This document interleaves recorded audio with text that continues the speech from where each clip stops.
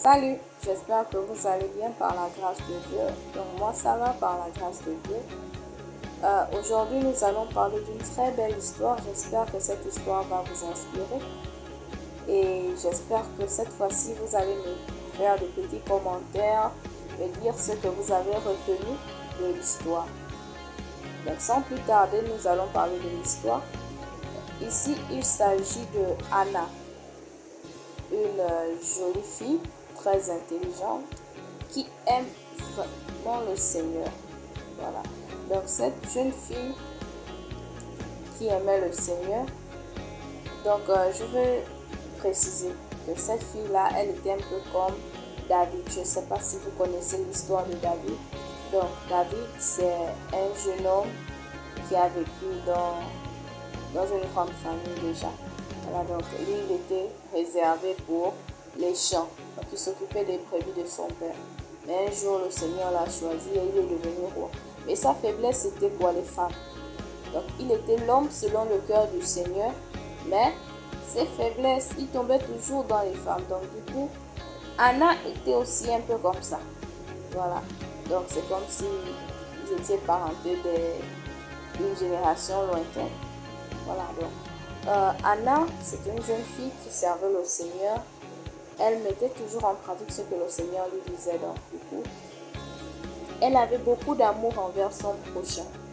C'est comme si elle était née pour servir les autres. Mais elle a passé du temps à servir les autres, à aimer les autres. Et elle remarquait qu'à chaque fois qu'elle faisait les choses avec amour, elle faisait les choses pour aider les autres en retour lui rendaient le mal. Et ça ne disait rien. Elle a décidé de toujours continuer dans le bien.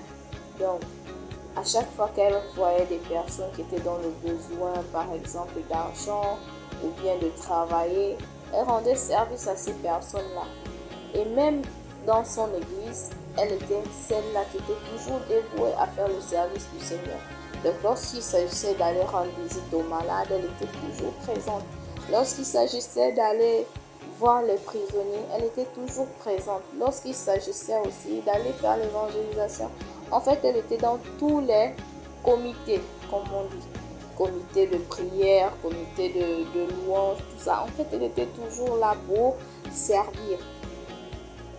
Mais ce qui avait dérangé la jeune Anna, c'est que à chaque fois elle faisait le bien, mais elle n'avait jamais de remerciement de ces personnes-là.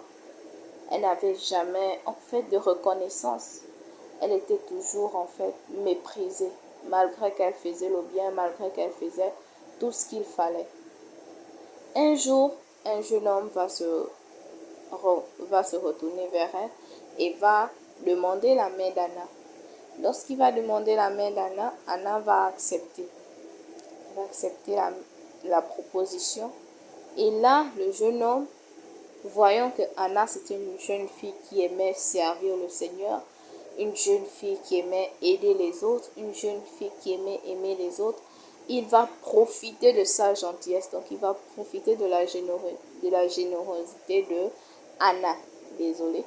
Donc, il va profiter de Anna et il va, en fait, quand il va venir faire la demande à Anna, ce ne sera pas d'un cœur sincère. Donc, il va profiter de Anna jusqu'à ce que Anna va être vraiment amoureuse, va se dire que oui, c'est lui que le Seigneur a prévu pour moi. Malgré qu'elle avait prié, elle n'avait pas eu de réponse concrète venant du Seigneur.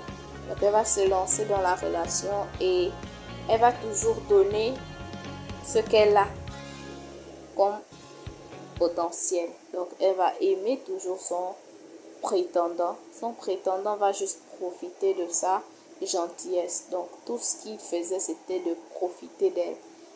Elle va aller jusqu'à sortir avec le prétendant.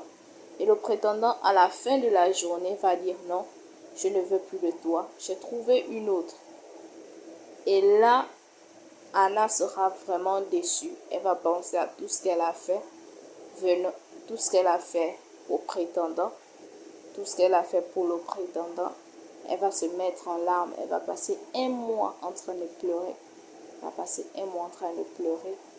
Et là, elle va décider de ne plus aimer. Donc de ne plus accepter les demandes en mariage. Pourtant, elle, dans sa tête, c'était de se marier, avoir des enfants, servir le Seigneur. Et là, elle va dire non, je préfère d'abord servir le Seigneur. Elle va rester concentrée toujours. Et même là, elle va changer d'église. Parce qu'on va affecter son père, donc elle va changer de milieu. Elle va changer d'église. Et là aussi, elle va toujours aller, toujours dans le même zèle pour servir le Seigneur. Et là encore, une autre personne viendra encore vers elle, va faire la même demande. Et là, elle va toujours être dans ce même rythme-là, donc d'aimer son prochain, d'aider son prétendant.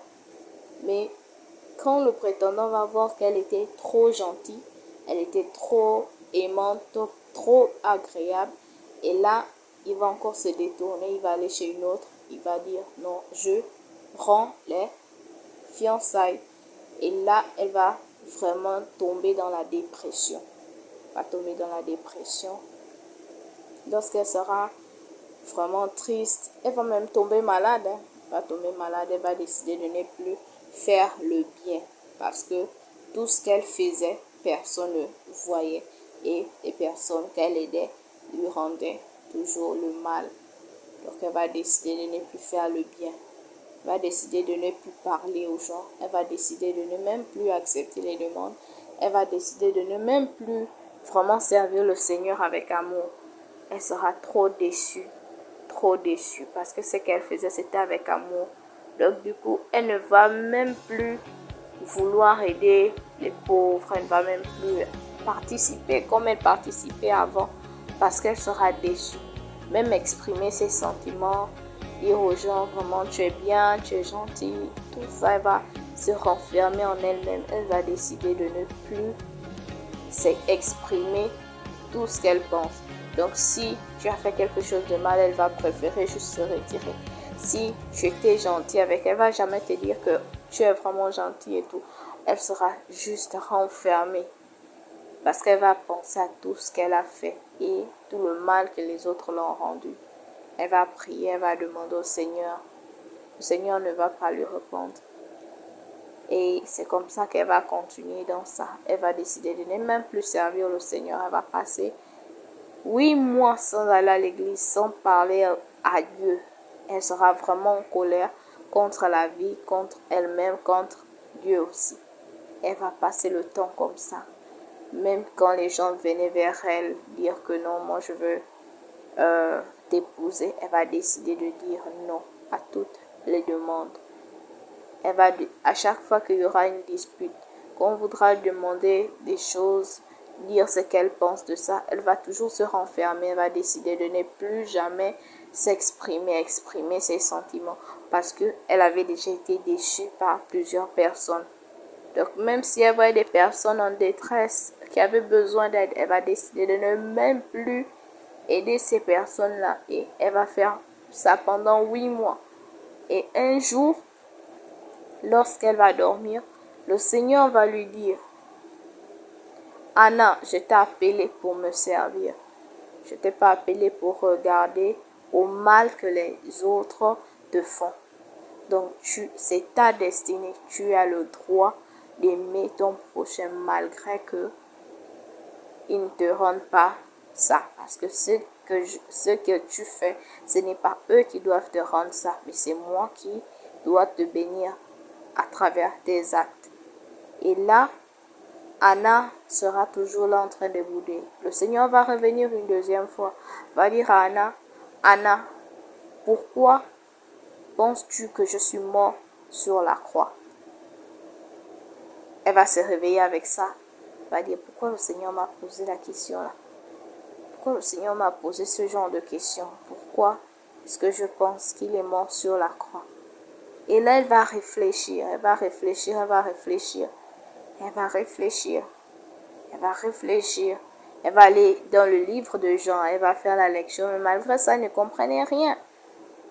Elle va toujours rester dans sa même idée. Donc, elle va décider de ne plus toujours faire le bien parce que on l'a déçue. Elle va rester comme ça. Même si quelqu'un a besoin de l'aide, même si elle a la chose, elle ne va pas donner. Même s'il y a une dispute, même s'il y a quelque chose que la personne a fait, elle va seulement se retirer. Donc elle ne va même plus exprimer ses sentiments à qui que ce soit. Elle va décider juste de se retirer lorsqu'il y a un problème et ne jamais chercher de solution à un problème. Elle va toujours se retirer, se renfermer en elle-même. Et là, le Seigneur va venir encore une troisième fois. Il va l'expliquer. Que si je suis mort sur la croix, c'est pas parce que je n'avais rien à faire dans mon royaume, mais c'est parce que je vous ai aimé. Et si je vous ai aimé, je sais que vous n'êtes pas parfait, mais c'est moi qui peux vous rendre parfait. C'est à moi la perfection. Donc, je suis mort sur la croix. C'est pour vous, c'est parce que je vous aime. Donc, la même manière que moi, je vous aime, c'est comme ça que tu dois aimer aussi les autres. Ne pense pas que parce que tu aimes une personne, que la personne va forcément te rendre ce bien que tu fais ou bien cet amour que tu lui donnes. Pense juste à donner. Et ne pense pas à récupérer parce que ce que tu récupères ne vient pas forcément de moi, mais c'est moi qui te donne. Donc ne pense pas à prendre lorsque tu donnes. Donne juste comme ça. Moi-même, je vais te bénir. Je vous aime malgré que vous me décevez. Penses-tu que si le monde était toujours à dire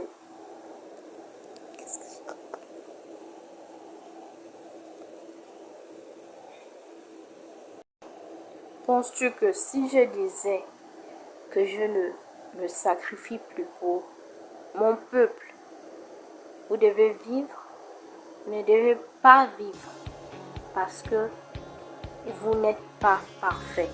Vous êtes des personnes ingrates. Mais je ne regarde pas à vos fautes.